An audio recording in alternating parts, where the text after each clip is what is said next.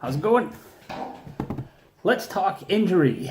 I've had somebody ask about how to deal with an injury, what happens when you get injured, how do you train around it, how do you move forward?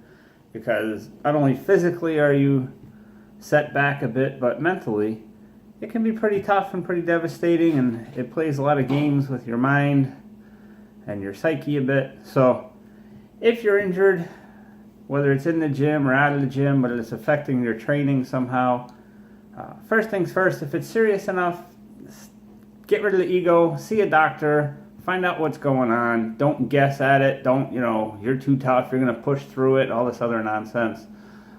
It's only going to make it worse, because what starts out as a little injury, somehow now you're trying to push through it, either making the injury worse, or because you're shifting maybe your weight, or you're favoring a certain thing, now you're starting to move different through that to avoid the pain, and that's only going to lead to other issues and problems down the road. And what started out as something that maybe would take a few weeks to heal and get you back on track now turns into 3 and 4 months, and it could get worse. So if you're definitely injured and it's more than something minor, see a doctor, do what they tell you to do. Don't think you're going to outsmart the doctor, and just accept that this becomes your new plan. So whatever training plans you had or training goals you had, you're going to get back to those, but this is now your new plan. Whatever the rehab is, whatever it means to start slow or have to take time off, that is your mission, and your focus is on my newest plan and newest goal is getting better.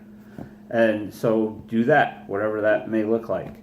When it comes to your eating, stay on track. Whatever your nutrition goals are, definitely keep doing it. That whole saying of you have one flat tire, don't slash the other 3. Maybe you're not training the way you want to at the moment, and things got derailed a little bit, so you have to train differently. But definitely keep your eating on track. That's important. Mentally, like I said in the beginning, if you got hurt, especially if you got hurt in the gym, it plays on your mind, because now you have this fear of that particular movement or that particular motion, that if I do it again, what if it happens again? What if I get hurt? The feeling of that initial pain and that initial injury happening. So there's always that in the back of your mind, and dealing with that can be tough, and it takes time to get over that. And don't beat yourself up because you're training light or you're training differently when you do get back to it. Just know it's going to take time to build up the confidence again, to build up the weak areas again.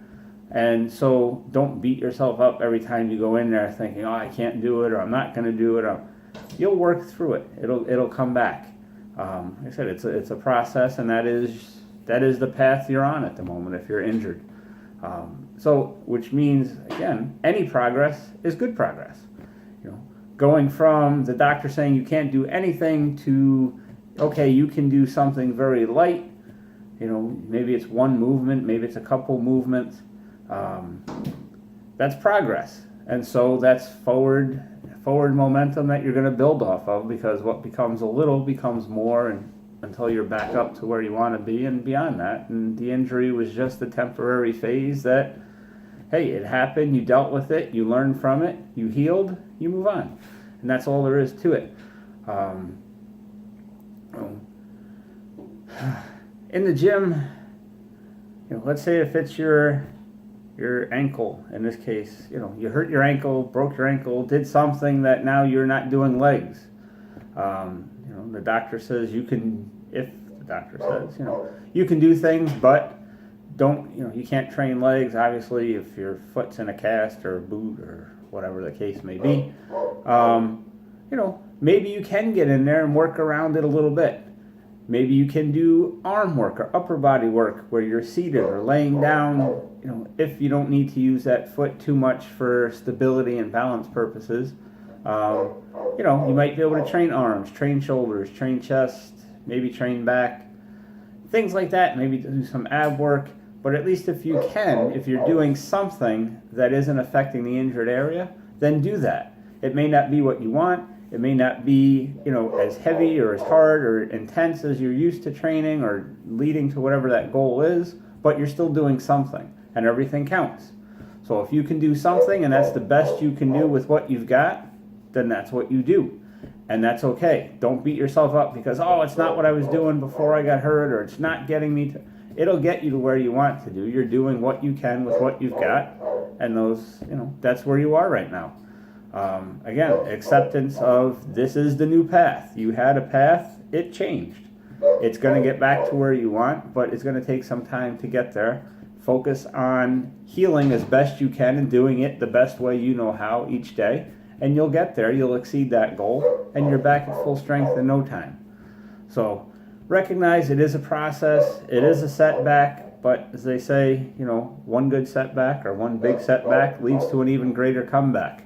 So focus on healing, not making the injury worse. Whatever the path or prescription for getting back to 100% is, give that your 100%. Give that your full effort. Focus on that, and you'll be back there. So stick with it. Mentally it is tough, but no, each day is a good day if you can make a little progress somehow, even if it's just resting. If the best thing you can do that day is rest that area, then you've done the best you can.